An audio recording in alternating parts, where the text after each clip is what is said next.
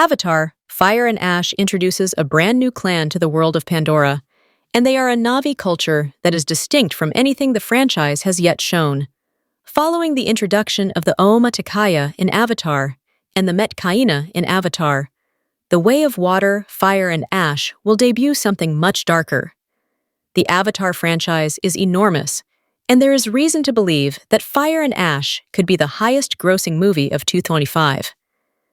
Introducing a new side of Pandora promises to bring great visual flavor to the franchise, showing off a different color palette and a surprisingly darker tone.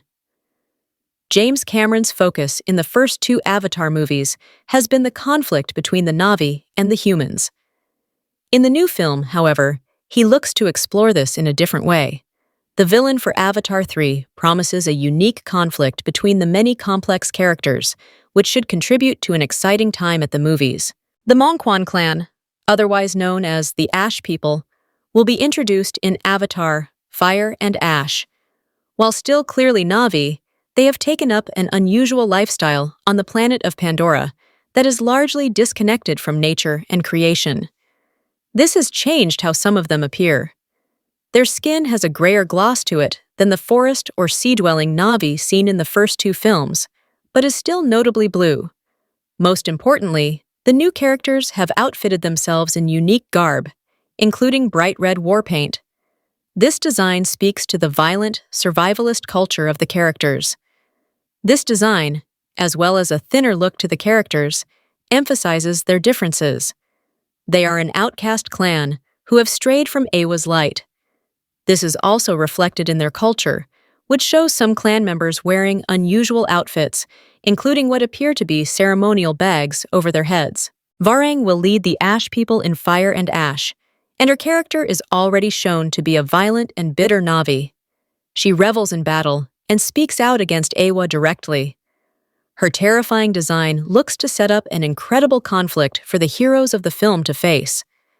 Varang is set to be a complex villain, but her motivations will come from an understandable place.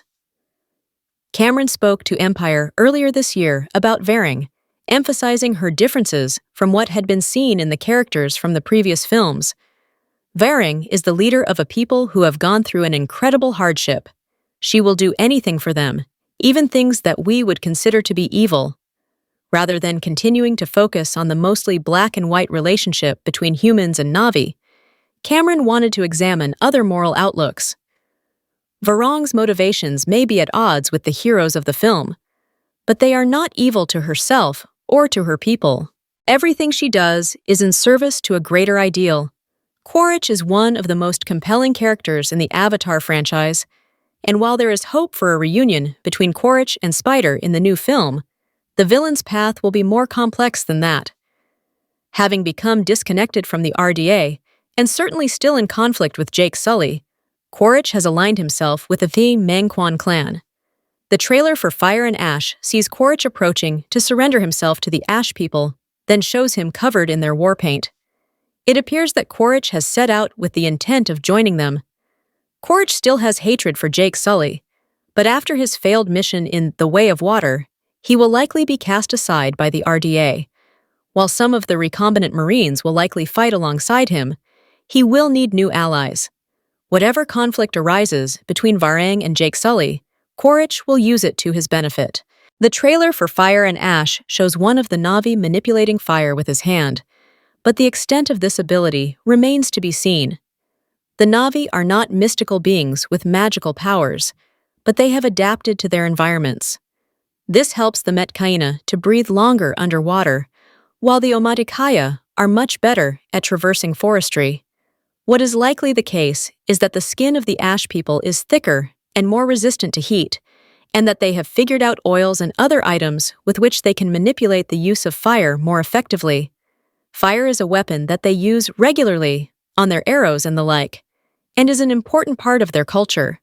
It is a force of destruction that aligns with their disconnected outlook, which is why it is so important that they are able to use it effectively.